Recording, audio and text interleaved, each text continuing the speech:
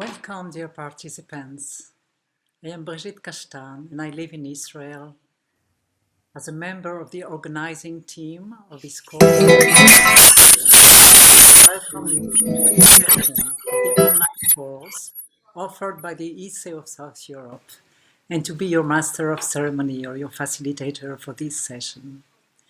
Before we go on, as we know that during all these last weeks, there have been so many difficult situations in the world, in many parts of the world. We know, of course, in Ukraine, in Europe, also in Sri Lanka, in other parts of the world, so many people are suffering.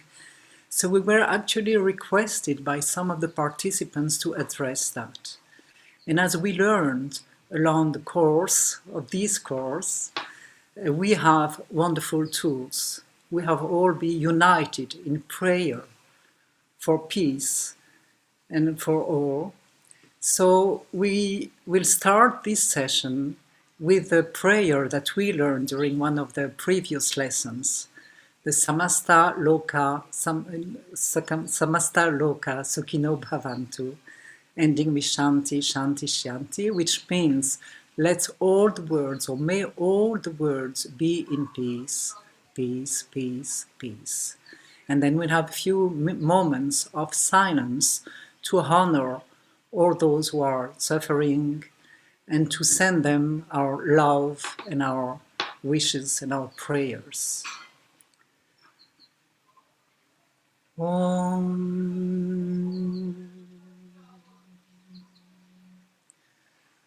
Om.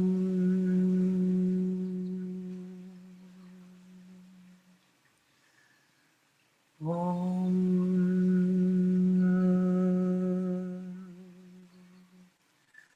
Samastaroka Sukhino Bhavantu. Samastaroka Sukhino Bhavantu. Samastaroka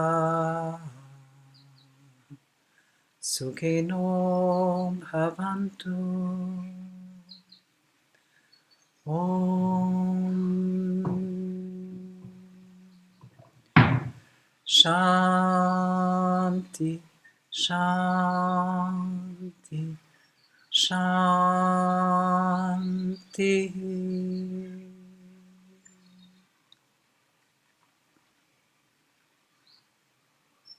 May all the beings in all the worlds be happy. This is session 13 for Module 2 of Course 1, after which we shall have a 4 weeks break, Easter break. Today the topic is creating a lesson plan.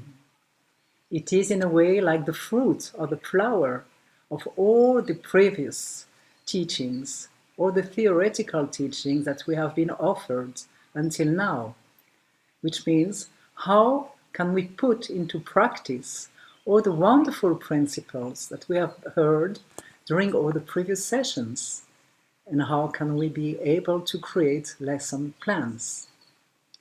For this purpose, we'll have the privilege to hear two very experienced teachers. Vassiliki Stephanidou will be the presenter in the first part, and Verica, Opacic, Sekulic will guide us through the practical workshop after the break. Please just remember to keep your mic and camera off as usual, and use the chat only, please, at the end of the presentation, when you are invited to do so. Please write your questions in the meanwhile for yourself or your comments, and during the time for questions and answers, you will have the opportunity to send your questions during the chat. It is an honor and a privilege to introduce our presenter for today. Vassiliki Stephanidou is a senior training member of the ISSE of South Europe. She will show us how to create a lesson plan out of very rich experience that she has. Vassiliki was born in Athens, Greece, and lives there also today. She studied business administration at the American College of Greece, Derry College, and then she continued her graduate studies in economics at Boston College in the USA, in management at the University of Arkansas, USA, and in economics and cooperation at Oxford University in the United Kingdom. She also attended seminars in business ethics at Harvard Business School, USA. Vassiliki is presently a professor emeritus at Derry College, where she created and organized a course called Ethical Action in Business. That was a required course for all business students and was very much appreciated by them. She also organized the Community Contribution Club for all students. Vassiliki has been teaching Satyasai education in human values classes for children since 1989. She has been teacher trainer of the ISSE Institute, the first institute of Satyasai education founded in Europe in 1987. She has participated in Satyasai education in human values training programs conducted in various countries in Europe since 1992. She has been a faculty member of the ISSE of South Europe since its establishment in 2009. In addition to the seminars of Satyasai education in Europe, Vassiliki has given presentations in many places, such as the Polytechnic Institute of Auckland, New Zealand, the Derry College Continuing Education Program, Satyasai University in India, the University of Economics in Athens, and at the Greek Productivity Center. Here in Israel, we also had the pleasure and the privilege to hear her excellent presentations 3 times. Vassiliki is the co-founder of the Satyasai Center of Human Values in Athens, an initiative that was developed jointly with George Bebedelis. So, let us welcome Vassiliki and learn from her the general principles of creating lesson plans. Vassiliki, please, welcome. Thank you very much, dear Brigitte. Hello, dear participants, dear friends, warm and loving greetings to all. Today, we will dedicate our session to an example of creating a human values lesson, as said by Brigitte. In the previous sessions, after the Christmas break, we saw the presentations first on the 5 teaching techniques presented to us by our dear Raksha, and then we examined each technique separately on silent sitting, storytelling, universal prayers and quotation, group activities, and group singing. After being familiar with the theory of these techniques, we will see how we can put them into practice to create a simple and practical lesson that will help assimilate the meaning of human values. As we have already mentioned, this is an experiential, transformational program and a lifelong process. It is a universal, values-based, integral educational program that cultivates and promotes human values common to all cultures and faiths. It stimulates the potential of goodness that is latent in every human heart. We have also said that there are 2 methods of teaching human values: the direct method and the indirect method. The 2 are complementary. When we teach values lesson in the direct method, we use the 5 teaching techniques. On the other hand, in an indirect method, we mention and teach values while we teach any other course of the curriculum, such as history, geography, mathematics, etc. A good preparation of a lesson in the direct method from a team of human values teachers is required. When we see a format of a lesson plan that we have to prepare, let us please have the format on the slide. Yes. We record first the serial number of the lesson, number 1, lesson number 2, 3, etc. Then we record the date and the duration. The lesson lasts usually 1 or 1.5 hours. The title of the story has to be written first. The chosen story may be selected directly from a collection of human stories or may be prepared by the teachers who may be inspired by a song, a proverb, a quotation, or they can find any other story that can be adjusted to have a human values message. Then we write the number of children in the class and their average age, since it is important to have a story that is according to their age. The value. We discuss and write the human value that is taught by the story, which is one of the 5 universal human values: truth, righteousness, peace, love, and non-violence. And also we write the related values that are under the main value from the story. Then we have silent sitting or meditation on light. The children sit down as comfortably as possible. We are careful to be very positive and gentle. The purpose here is for the students to establish peace in their heart. They may concentrate on their breath, to create harmony, to tune in and calm their minds. You can see in this photo some of our students at our Center for Human Values in Athens. So then we can see also a class that we have in Athens. As you see, they are sitting around a table together with their teachers. You can see some of them, you know, George is there.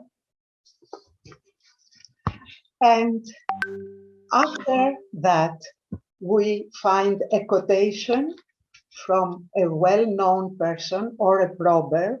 Can we see the format, please? We have then a quotation or a universal prayer that reflects the message and the value of the story. The quotation can be even phrased sometimes by the students themselves. This is an incredibly beneficial tool that stays carved in the minds for long. After the story, we formulate questions to check the understanding of the students. Sometimes also at a deeper level are the questions. We also ask them personal questions to see how they may apply the message in their everyday life. Then is the time for group singing, if possible with a guitar. The lyrics we make up based on the message of the story, and the melody we may compose or borrow from a well-known song. Group thinking creates unity and joy among all of us. Then we have the group activities. These may last about 20 minutes to give the children the opportunity to experience practical aspects and to work as a team. Finally, we have a follow-up, which is homework during the week that they may prepare when the lessons are done weekly on Saturdays. If we have time, we make an evaluation at the end of the lesson among the teachers, or else we have the evaluation the next time we meet. We start the lesson. Now we welcome the students with a smile and start most of the times with silent sitting. This is a very nice experience for the children. They must sit comfortably in a circle, if possible. Their back should be straight and head upright and stretch their spine. We put a candle in the middle of the circle and ask children to concentrate their sight on the flame, then to close their eyes. If we do not have a candle, we ask them to imagine the light and close their eyes. The lesson that I will describe to you today was prepared by us, the teachers, a group of 6 teachers in Prasanthi Nilayam. It was one of 5 lessons that we prepared, and then during the interview with Swami, we handed them to him, and he said, "I will guide you." Now, the story that we gave to our children was titled Daedalus and Icarus. This is an ancient Greek myth of the 12th century before Christ that tells us the story of a famous inventor and architect and his son who managed to find their freedom through flight and the final consequence of not following the instructions of elders. The story now. Daedalus was a highly respected Athenian artisan who produced many famous works as an architect, as a sculptor, as inventor. Here we see the map of Greece before we had the map of Europe, so that the children see clearly where Greece lies in Europe. It is at the bottom, a small country. Then, when Daedalus, despite his self-confidence, once committed a crime of jealousy. For this, he was exiled to Crete. As you can see here, from Athens, he was sent to Crete in the south of Greece, and he was placed in the service of King Minos, who asked him to build the famous palace of Knossos. Can we see the palace?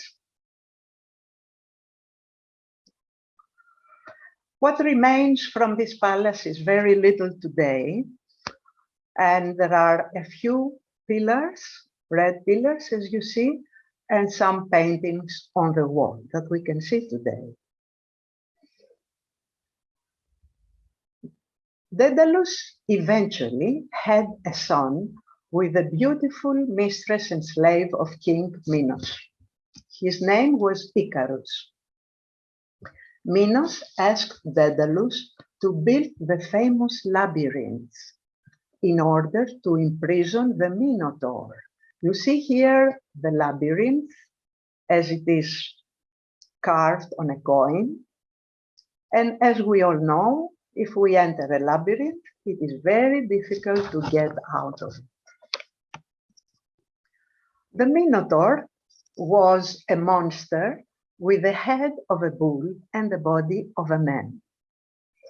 He was fed on humans, which were taken as tributes by Minos, since Athenians had lost a war with Crete and had to pay a heavy tribute to Minos.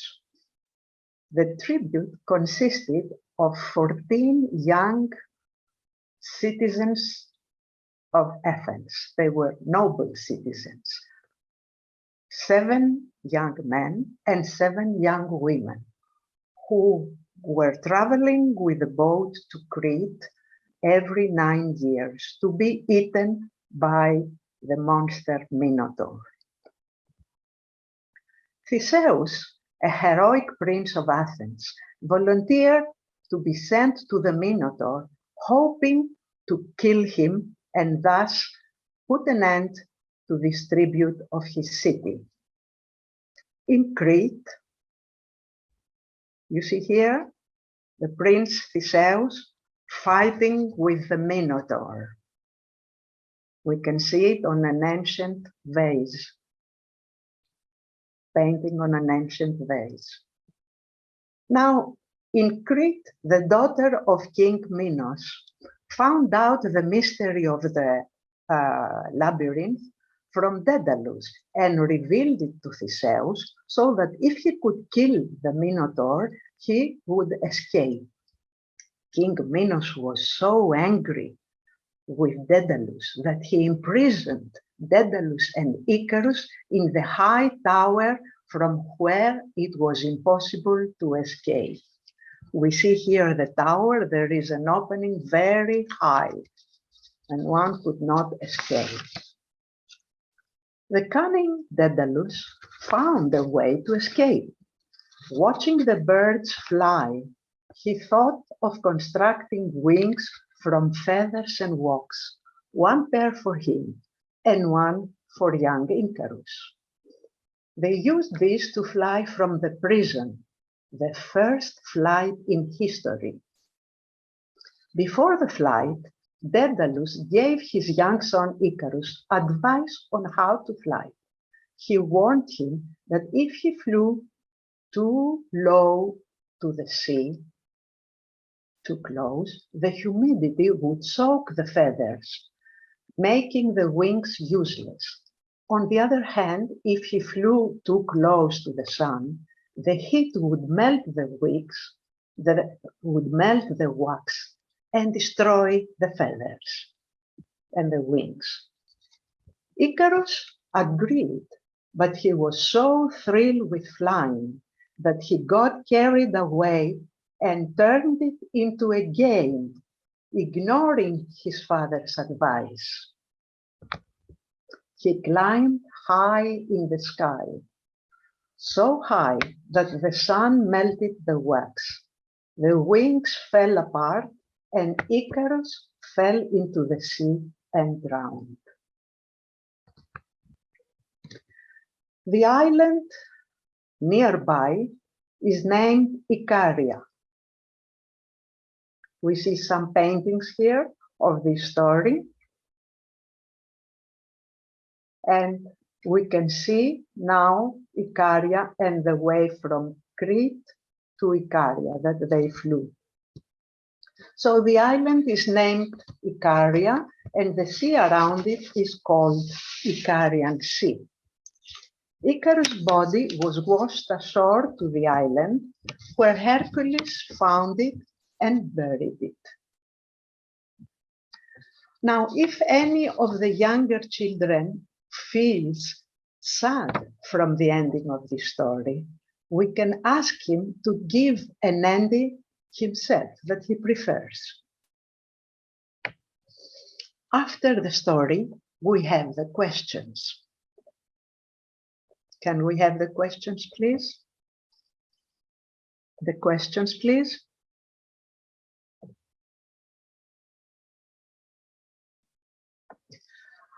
We have 10 questions for the children. First, in which country does this story take place? Second, who was Daedalus? What was the labyrinth? How could he escape from the prison? With whom did he escape? Question 6, please. What was the advice of Daedalus to his son?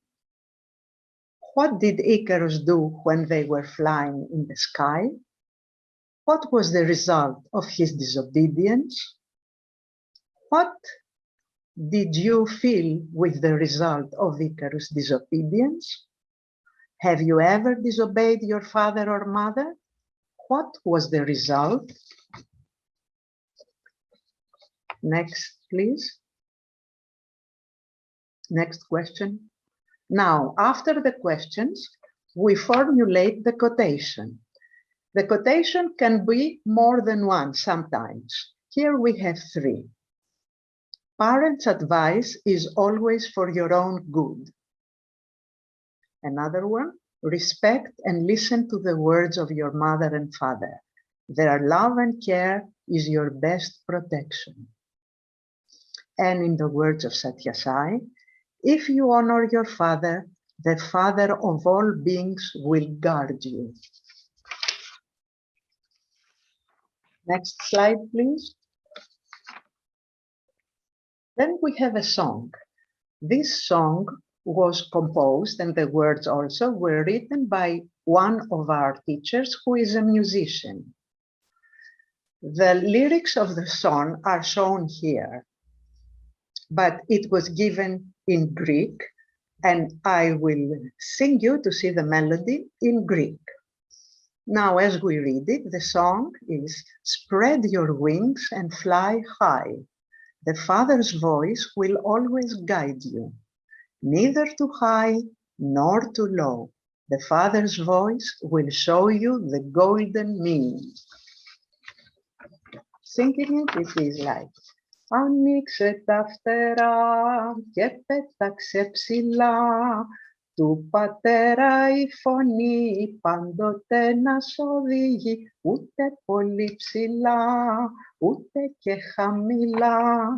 Του πατέρα η φωνή θα σου δείξει την χρυσή τομή. Here I'll give you a few words about the phrase χρυσή τομή, which means golden mean. Golden mean was expressed through a Doric saying carved in front of the Temple of Delphi as mηδέν άγαν in Greek, meaning nothing in excess. Following this, Socrates taught how to choose the mean and avoid the extremes on either side. Then Aristotle wrote, virtue is an intermediate state as the wise man would determine it. It is a mean between two vices, one being the excess and the other being the deficiency. This is from Nicomachean Ethics. Next, please. Next slide. George.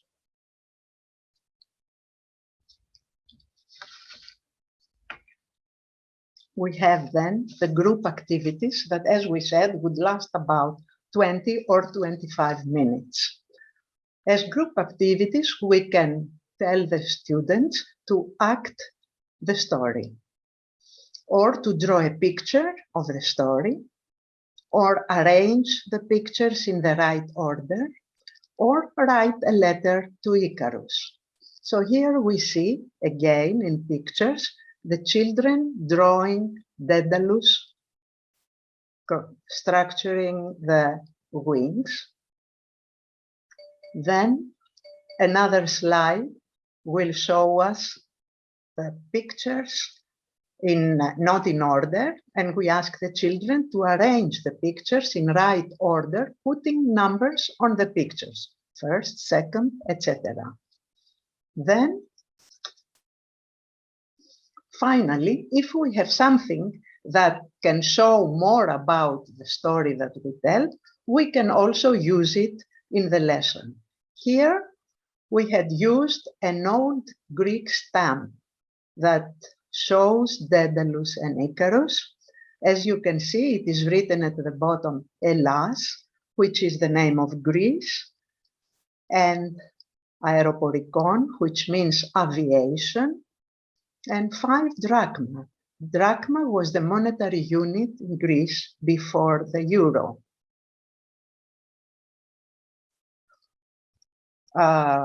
Also, the soldiers of Air Force in Greece are called Icarus. Now, we will have a follow-up for the lesson that we give to the students to work on it during the week at home. So we ask them, is there any time you did not listen to your parents? What did you do? How did you correct this? Finally, so that the children are not afraid of the sea, we show them a nice picture of a calm sea reflecting the rays of the sun.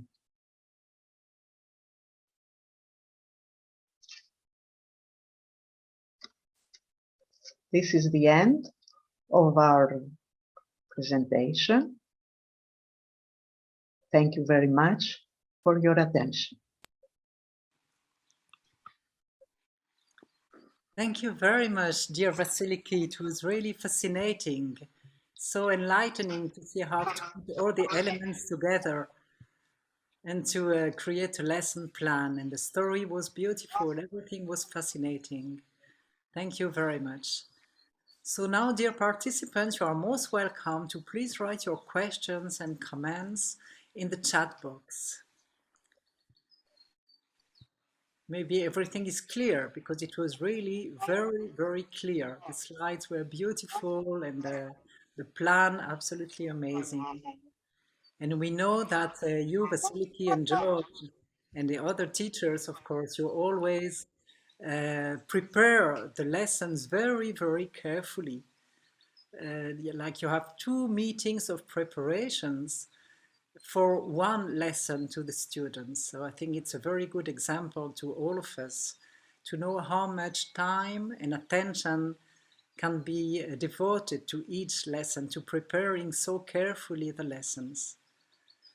I also found very nice the attention that you gave to the children's fear, because yes, mythological stories can be frightful. They always have something frightening happening. So I think it was very interesting from the psychological point of view to have these attentions to children that might be afraid of the sea and might be afraid of the end of the story. It's not such a nice, thing to imagine, to have a nice young boy, beautiful young boy sinking into the sea. And it might be a bit frightful actually to think, wow, so if I disobey my parents or teachers, I could die. So from the psychological point of view, really, it was it's important to address the fears of the children, and I think the ways that you presented were Yes, that's right. That's right, dear Brigitte. But rarely did any child tell us that he was afraid. okay. However, if we try to give the story to younger age children, it is possible. So they can make their own ending and feel good about it. Excellent. So here we have a few comments and questions already. The first question for you, dear Vassiliki, is, do we always have to follow all the steps in a lesson plan? Yes, it helps us. And we have this format that we can follow, the teachers, together. Sometimes we may not have a song. It is possible. Or what else, really? Activities it is good to have to make the students experience the message of the story. But a song sometimes we may leave out. Thank you, dear Vassiliki. Well, The next one is a comment, not a question. Someone who wrote, excellent myth and very didactical, very clear presentation, which is absolutely true. The next question is, How long should the lesson take? The lesson is usually 1 hour or 1 hour and a half. All In right. our classes in Athens, in our center here, we may take a little more time because George, who usually has a guitar, likes us to sing more songs. So children like singing, as we said, and they have a lot of joy. Yes, excellent. That's right. Singing always uplift the vibrations, as we say, the energy. So it's always That's right. excellent. Now we encourage others. Well, somebody else said thanks a lot. It's very clear. And here I also invite and encourage the team members to present. But there is another question. Do you give reports to the parents?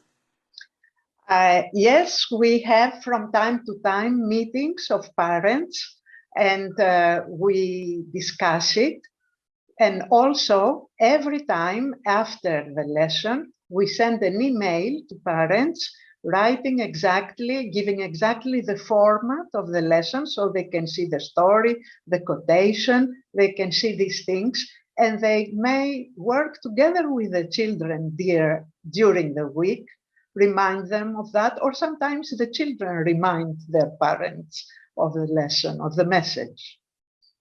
Yes, and I even heard that some of your ex-students became our teachers. So it is the best example how they enjoy That's the right. idea that they want now That's to be right. We teachers. have 2 or 3 of ex-students that are very, very good teachers because they are younger, and it is very good to have a young teacher with the children. The children like that. And it's an excellent example how important it is for youngsters to have the privilege to receive this education and how motivated they are after that to transmit it to further generations. So now there are two more questions. One is, how do you cope with children of different ages? Uh, it's not so difficult. We have a group where the ages are similar, like the group of this lesson that we just saw.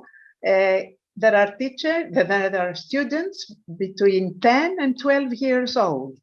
If we have younger children, which is possible, sometimes we have, then we choose another story that is for children. And our children usually are very quiet in the class.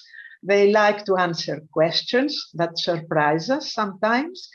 And they have half an hour to play in the garden. We have a big garden here, and they love to play before the lesson and after the lesson. Play football, right? I heard. Excellent. Yes, a good way With to. George. Yes, excellent. George and my husband play Yeah, with the children. wonderful. That would be the ideal. Absolutely. Another question is, please, for this myth, what age of should the children be? I mean, what would be the proper age to tell that myth? For this myth, we tell it to children between 10 and 14 years old, when the children start in puberty and they tend to not to listen to their parents. They have their own Yeah, way. right. Thank you. Well, still, I think there are no more. Oh, here is another post in the chat. Thank you.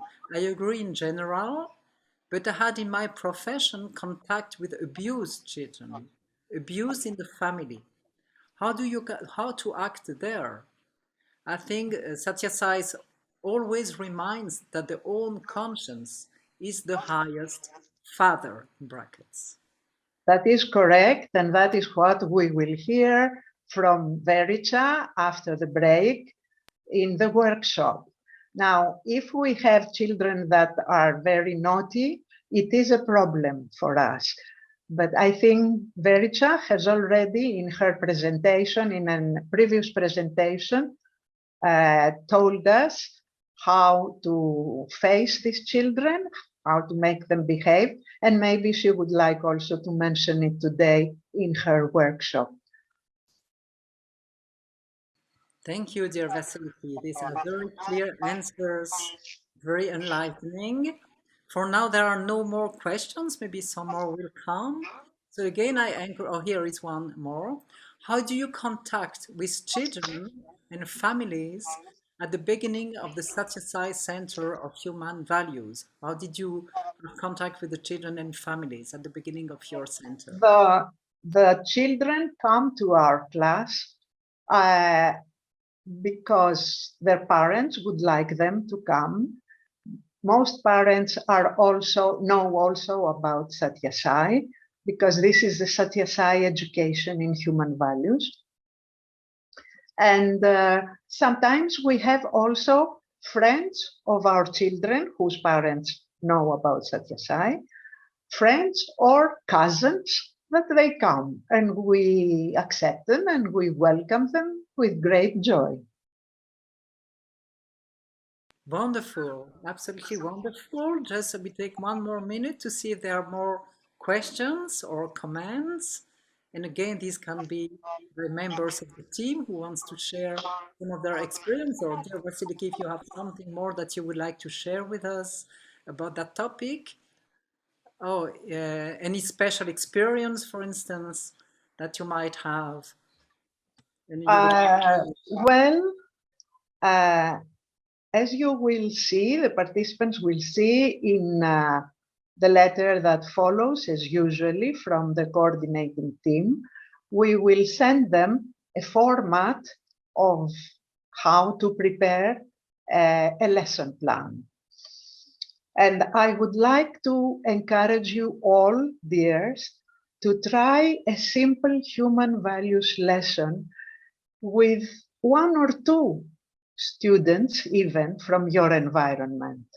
It gives us joy and contentment, and it is an uplifting spiritual experience. As Satya Sai says, the more human values are cherished, the better will be the growth of society, the nation, and the world. Absolutely. Another one, is there any special advice that Satya Sai has given you personally for human values lessons? Yes.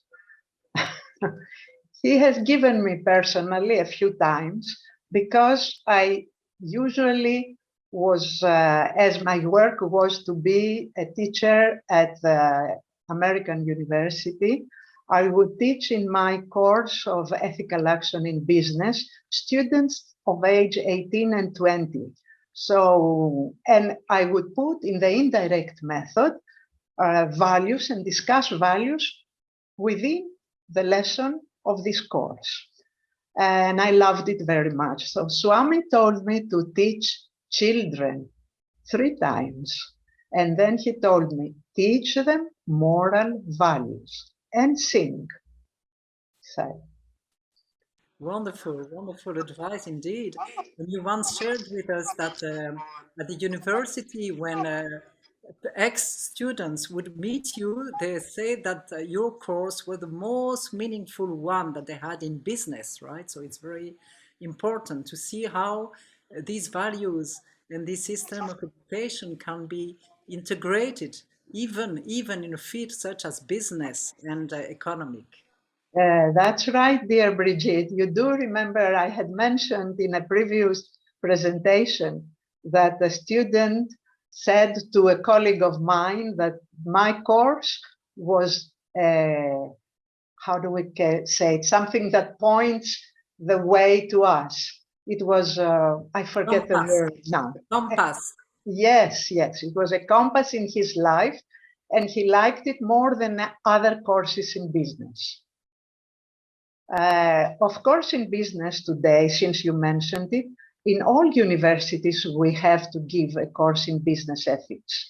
It started in Harvard earlier in the century, in the previous century, and then each university started teaching ethics because it is very important in our society for the manager and the employees to know what is the rules and what is right and moral for their company and their behavior with customers. Absolutely, it's very important. And even, I would say, even in matters such as economics, people who are going to be managers or to, to lead teams, it's very inspiring to hear how important the impact of these values taught by you has been. So I think that we'll just end now, as there are no more questions or comments. I think everything is very clear. So thank you very much, dear Vassiliki, for all your enlightening lesson and answers to the questions. So I thank you for your attention. thank you. So we now have time for 10 minutes break, during which you'll have a wonderful song, and then we'll come back for the second part with Verica. See you in 10 minutes.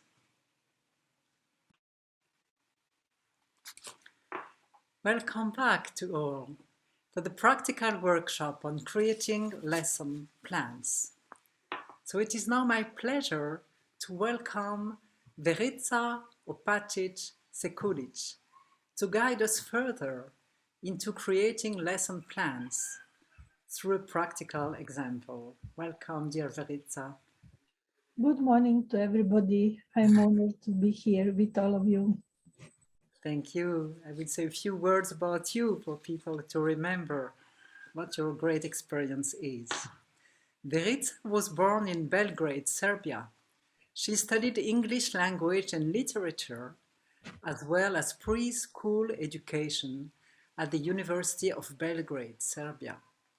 She has specialized in the field of psychology of creativity.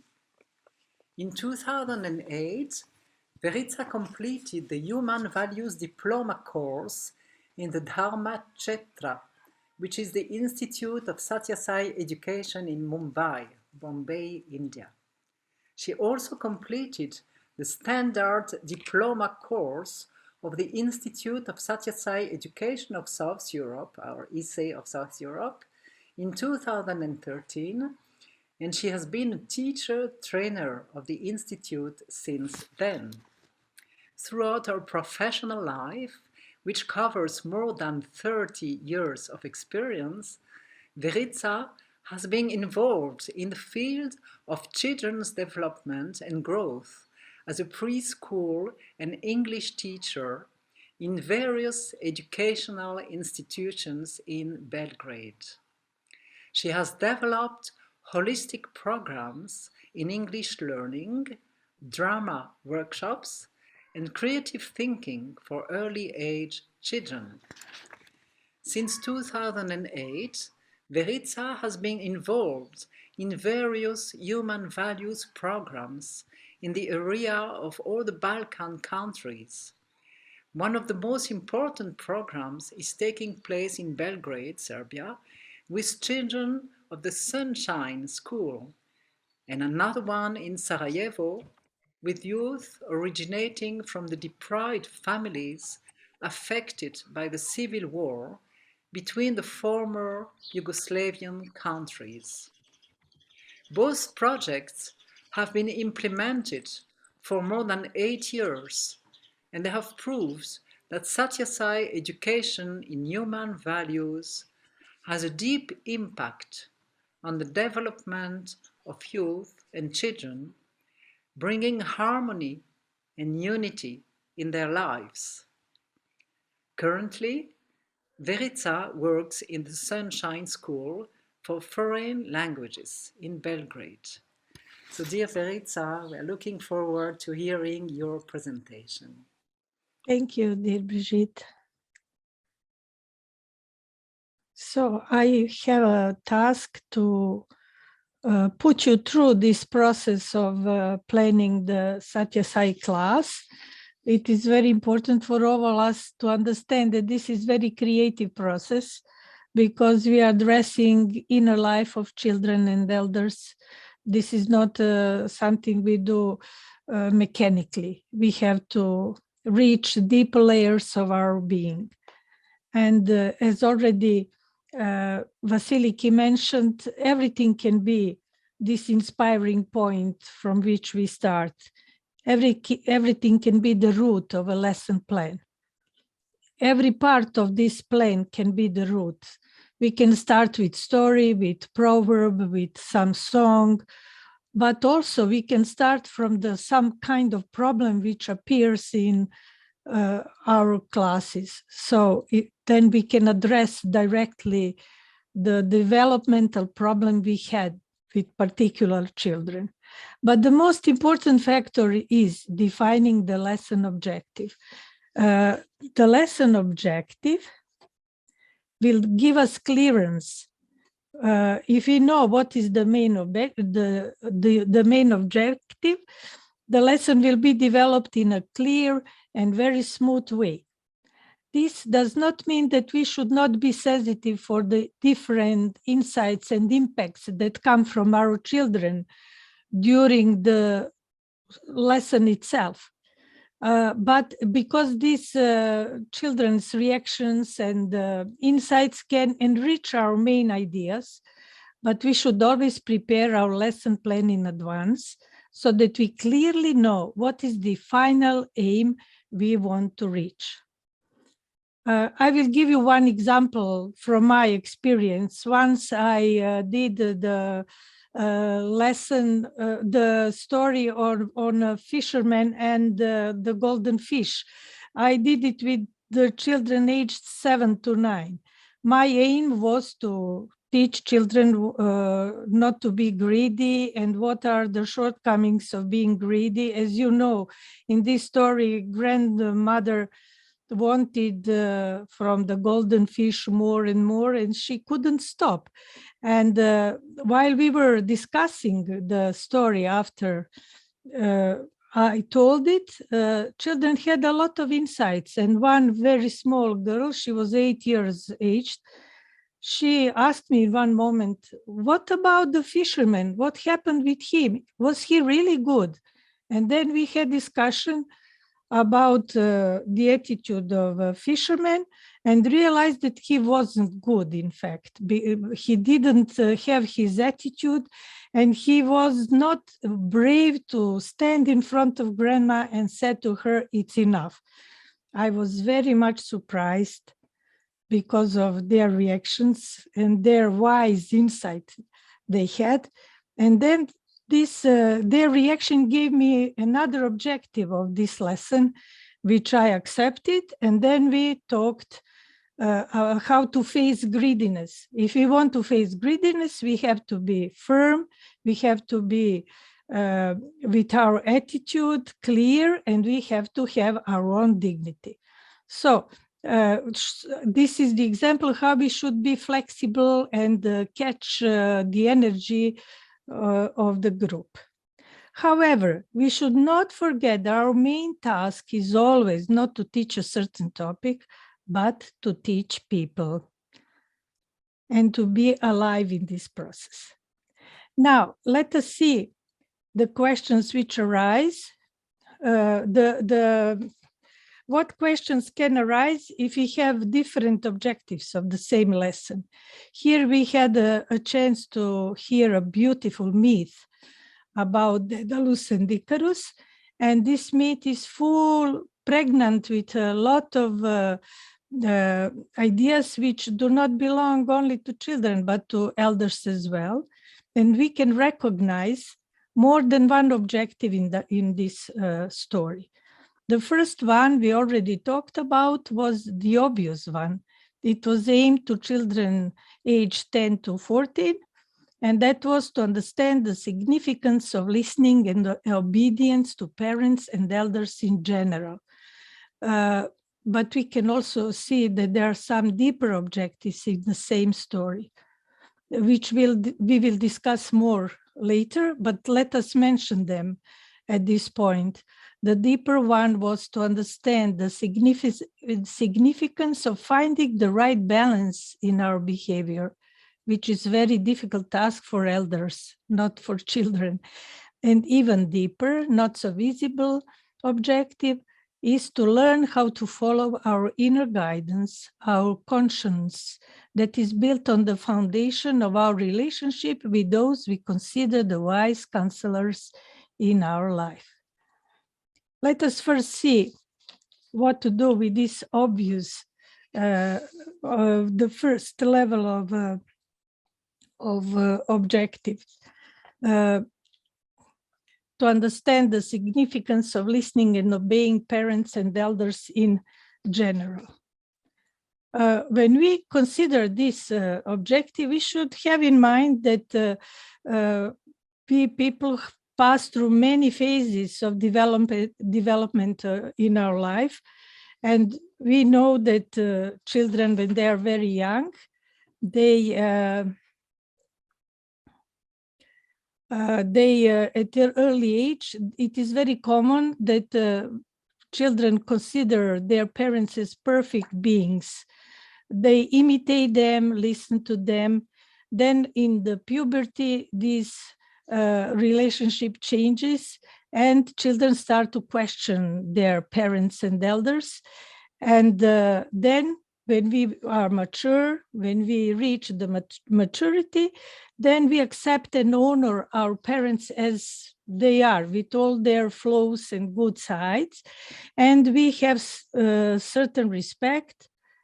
We understand how precious they are because they gave us our body, help us to build our capacities, among them our value system and conscience.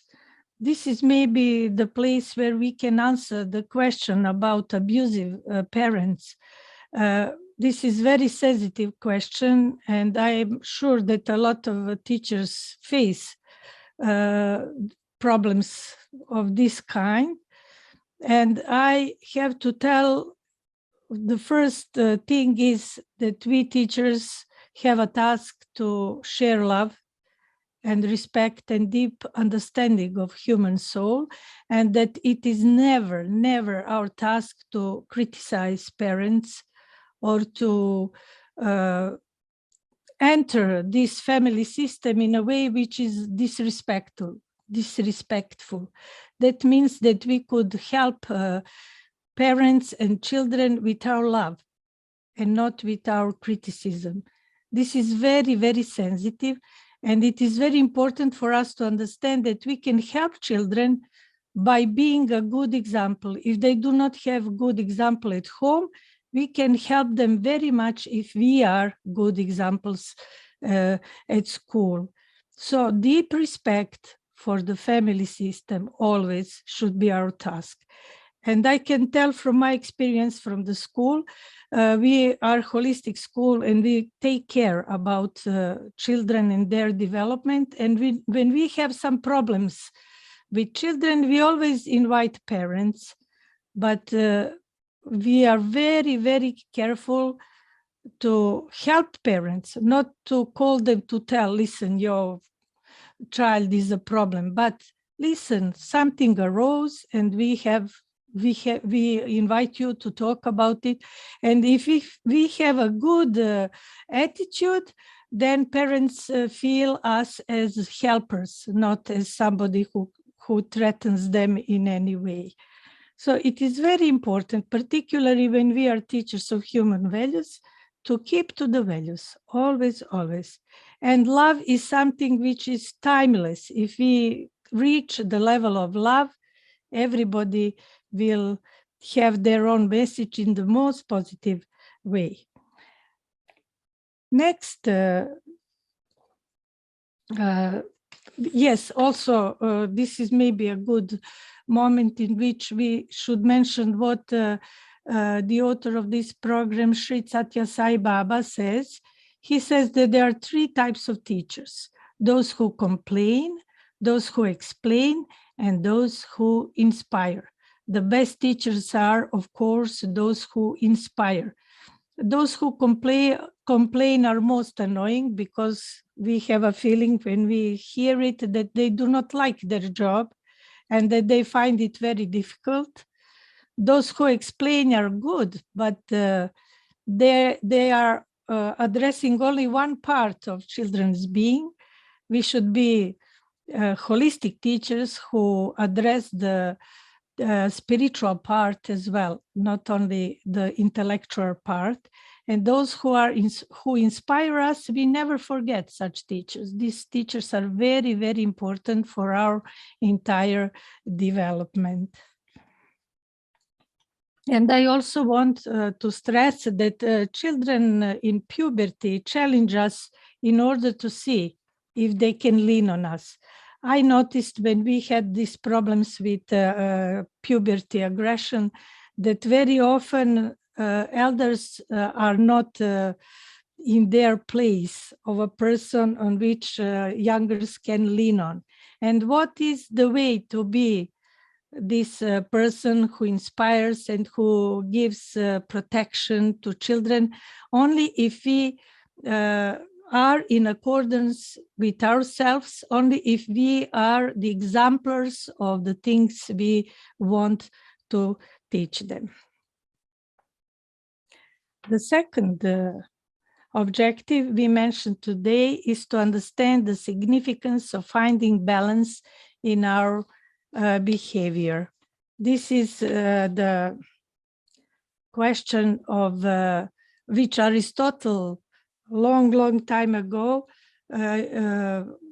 questioned, and also he gave solutions which are connected with this famous concept of golden mean.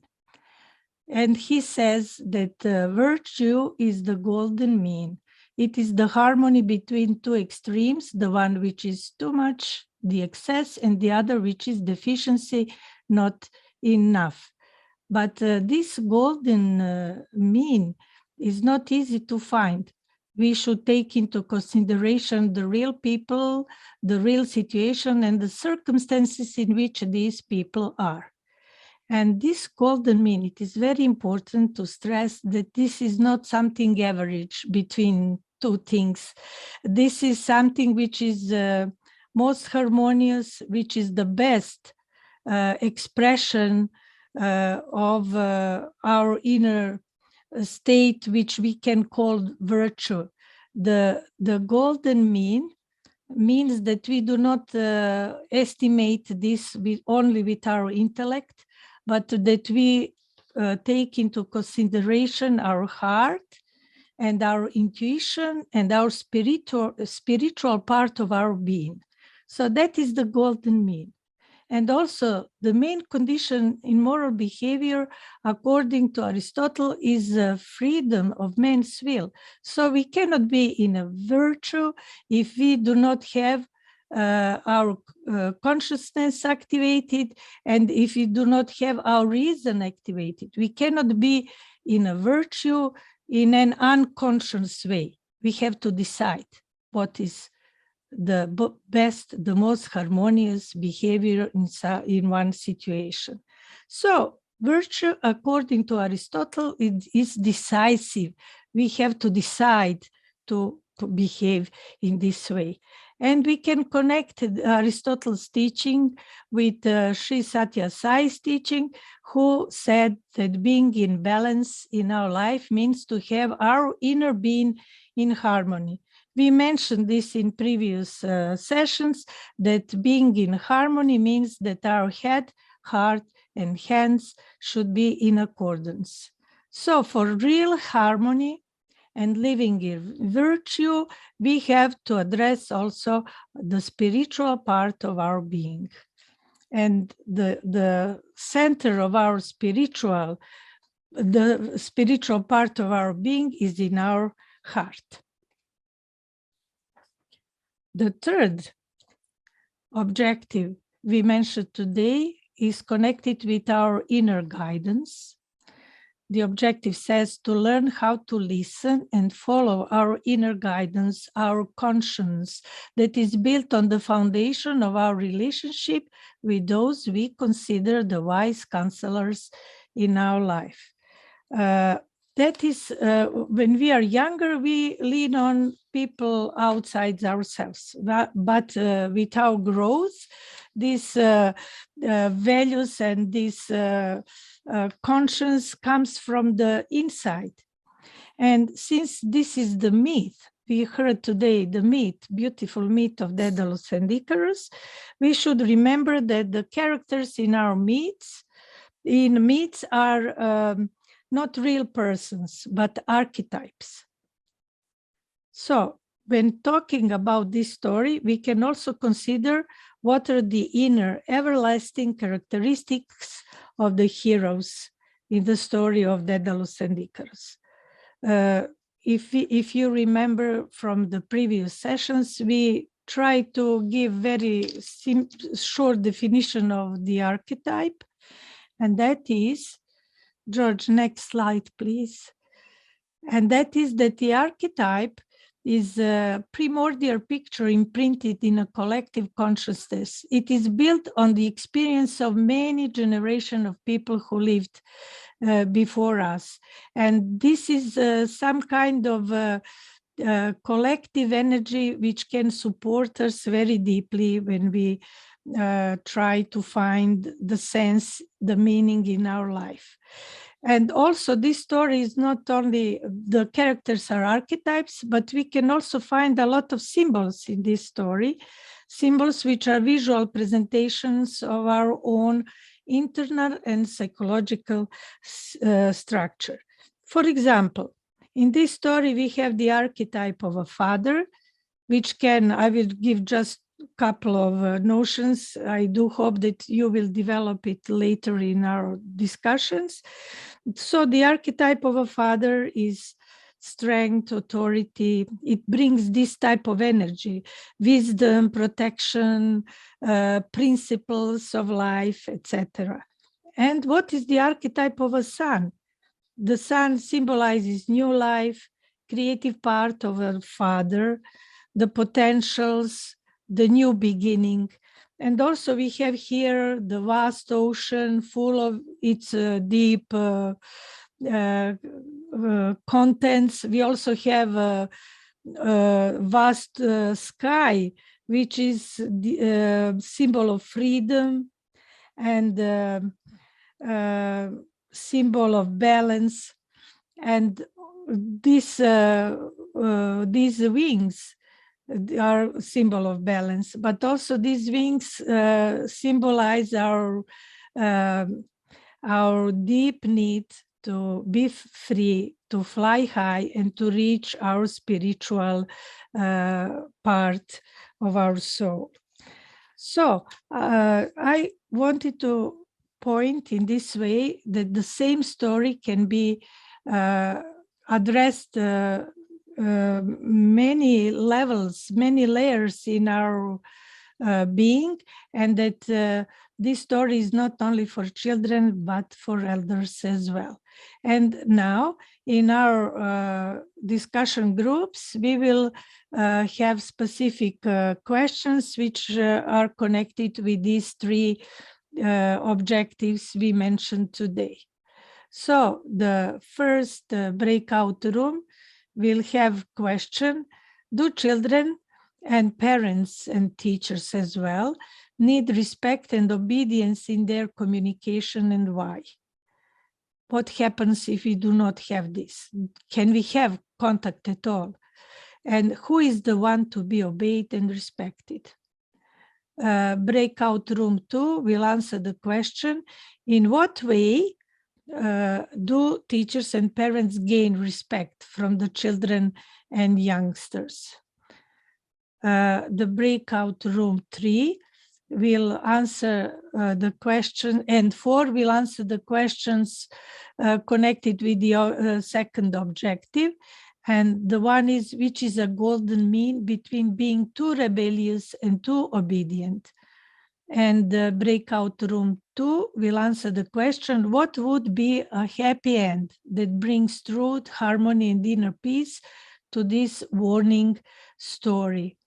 Story is warning, but we can change the end so that it will be fulfilling. Also, the breakout rooms 5 and 6 will answer the questions connected with the last objective. The one is, how do we recognize the inner voice of our conscience? And the last group will describe deeper the archetype of a father and the archetype of a son. this last question is important because whoever our parents are physically, we all have the archetypes of a father, of a mother, of a son deep inside of ourselves, which are always the carrier of very important energies in our life. So let us try to make discussion on these questions, and when we finish our discussions, we will present all together, we will gather and present what is the most important in what is the most essential. So let us be short and give us the essence of our discussions. Thank you. Thank you very much, dear Verica, for this very clear and very inspiring presentation. I think it will make all of us feeling more confident into preparing lesson plans. You have one comment from one of the participants, although we do not encourage chatting during presentation because it disturbs the recording, but one of the participants wrote, "Thank you for the 3 steps to the inner guidance." It's very important indeed, and the insights about archetypes and symbols were also very enlightening. So now we'll have, as you just said, 20 minutes of discussion. Thank you very much to Esthercris for taking care of the chat and for posting the questions in the chat. You have them in the chat for the 6 rooms.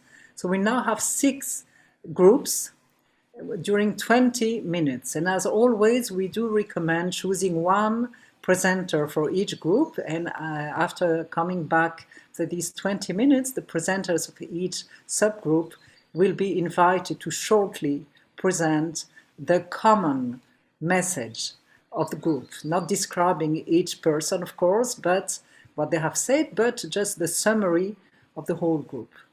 So thank you again, dear Verica. Please do join the groups now, dear participants. See you in 20 minutes.